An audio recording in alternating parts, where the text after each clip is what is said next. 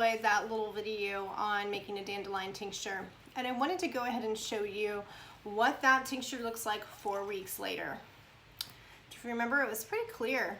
Now it's very murky, very milky. Now we can attribute some of that milkiness to that liquid that is inside of the roots. If you watched the video, then you saw that milky substance is what holds a lot of the healing medicinal properties of dandelion. So we can attribute some of that milkiness to that, and we can also attribute some of the milkiness to the fact that this wasn't completely dry. This was a wet tincture. But you can also see, and you could also see in the video, how the 1-to-2 ratio worked really well for this specific tincture. All right, now let's make our third tincture. This will be our tincture that we're using apple cider vinegar for. So get your apple cider vinegar ready and the rest of your supplies, and let's get shaken. As mentioned before, the items that you're gonna need in terms of your herbs and plants for this tincture are ginger and orange peel. This is dried orange peel. This is mostly dried out ginger. There's a couple of pieces that are still a little bit wet, but it's definitely dry enough to work for our purposes. And we also have some dried thyme, some dried rosemary, and some dried basil. That's quite a lot of basil. I don't know that I'm going to use all of it. It might overpower the rest of these. One thing I will say about ginger, I don't know if you've ever juiced with ginger, but ginger is very, very strong, and it's one of those ingredients, kind of like hibiscus when we talked about the tea, that can overpower, and its notes can kind of take over. So that's why I didn't want to use that much ginger. Well, let's get ready to make our tincture. Hope you got your scale, your apple cider vinegar, and your jar ready, and let's get going. All right, guys, so let's go ahead and get ready to make that vinegar tincture. I'm gonna use my scale and my jar. I'm not gonna use my measuring cup. I'm actually gonna put the jar directly on the scale. And it comes out to 8.29 ounces. So go ahead and tear that out. Now let's start putting in our dry ingredients and see where we come as far as our measurements. So I'm gonna put my ginger in. And I've already kind of broken this up a little bit, so that's enough to get everything to start releasing.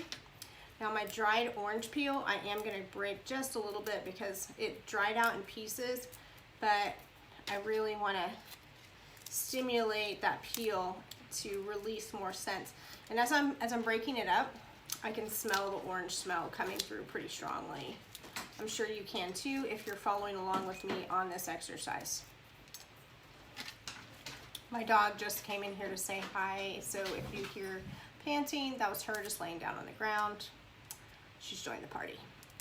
All right, now that I've got my orange in there, I'm gonna go ahead and do my German thyme. This is German thyme, but any thyme will work. And again, don't have to break it up totally, just enough to start getting those aromas to release. Rosemary, same thing.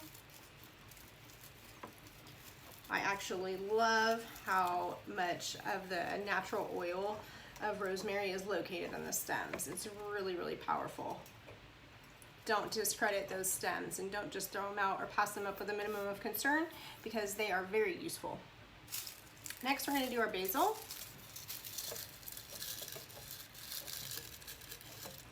I'm going to put just a little bit more.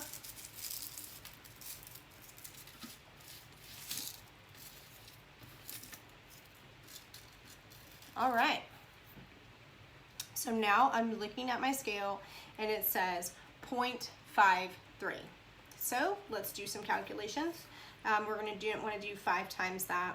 So we're looking at about 2.5, give or take, would be 5 times that. So we're going to add 2.5 to the 0.53, and that's going to bring us up to 3.03. So we're going to get as close to 3.03 as we can, but if we get to 3.00, that's okay too. Now we're going to take our apple cider vinegar and we're just going to pour it directly in there. Remember to go a little bit at a time because if your scale's anything like mine, it's probably going to be a little jumpy. All right, I'm at 1.55 now. 2.15. 2.75. Whoop. All right. We are right there.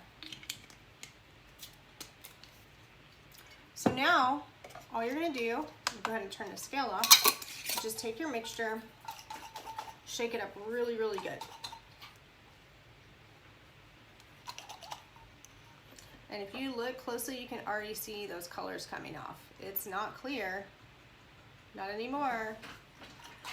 Probably mostly that ginger and that orange. So now this guy's ready to go, and we can set this guy aside and allow this to emulsify. So today we've made a total of 3 tinctures.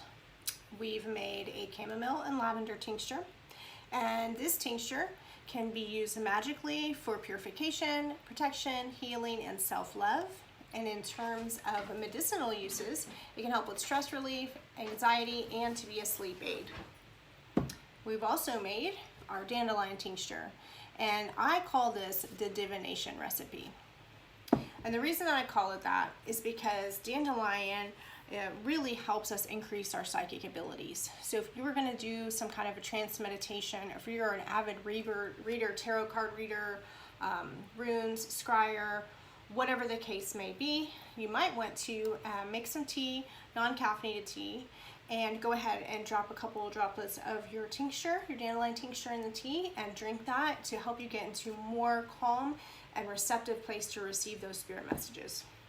Now, in addition to being amazing magically, it's also amazing medicinally. Dandelion, the greens, the flowers, the roots, everything can be used for medicinal purposes. So this one can help with relieving arthritis, heartburn.